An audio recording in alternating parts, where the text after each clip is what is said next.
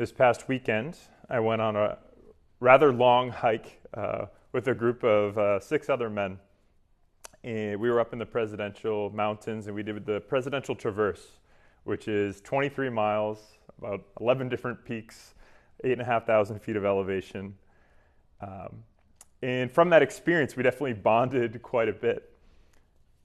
Not just because of how long we spent together, not just because it was a beautiful day with amazing sights and just good conversation, but perhaps especially because of the difficulty of it, the ardor, the suffering that we endured together really felt like it led us to bond and grow closer to each other. I also was reading earlier this week about 2 football players, 2 NFL players, who were reflecting on their friendship and said, it really took off when we almost died together in an accident. And that's what led us to appreciate each other more fully and to really grow into a true friendship of trust from that shared experience. So there's something to be said about how a moment of shared suffering can lead to a growth in love. But the reverse is also true, that love moves us to share in someone's suffering as well. Earlier this week, I attended the funeral of Father Tom McDonald's mother. You may know and love Father Tom McDonald. He comes and helps out with Mass here very often, and his mother passed recently. And she had been sick for a while, for a long time. And it was very moving just to hear about Father Tom and his father and his brother and his sister and their care for their mother during that time of her illness leading up to her passing, and just how their love for her led them to be with her in that time of her sickness, in that time of her suffering, even though it meant that they too were going to suffer, and it was going to be difficult, and it was going to be hard to be with her during that. And there were so many people that came to the wake and to the funeral in order to be with Father Tom, out of love for his mother, out of love for his family. That love is really what moved people to enter into, to share, to be with Father Tom's family in that time of sadness for them. And so love desires to be with to share in one's suffering, to share in somebody who's going through a hard time. Love is what runs back into the burning building to help the person in need, or simply just to be with them, because that's where they are. That's where they are, just to be with them at that time. And so we reflect especially on, as we heard in the gospel today, about Mary and John at the foot of the cross. They're not called to take Jesus down from the cross. They're simply called to share in his sorrow, to be with him in that time, and how that's a great act of love to be with somebody, simply to be present to them in that time of suffering.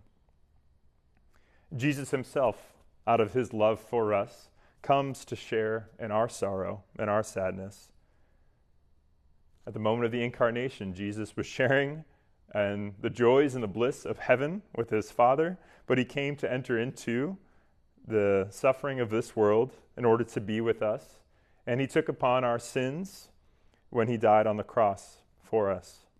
And that's because he loves us and he wants to be with us.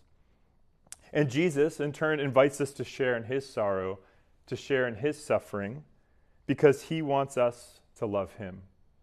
And so that we might love him more fully, he invites us to share in suffering and sorrow with him. A few years ago, when I was in college, more than a few years ago, I, during Lent, made an act of consecration to the Blessed Virgin Mary, and really prayed through that to grow in greater union and greater love of Jesus. In that Good Friday, the day of Jesus' death, I really experienced that more fully, that it felt like Jesus truly died on that day. That it really happened, and I was there, and I was his friend, and I couldn't understand how the world kept turning because of that. And so Mary, in a very real way, shared with me her own sorrow, her own grief. She who loved Jesus most of all, she helps us to enter and share in Jesus' sorrow so that we might grow and love of him as well. And it's very hard to enter into someone's sorrow, to enter into suffering. It's difficult. It involves suffering. We need all the help we can get. We need our mother's presence to comfort us and care for us during that time.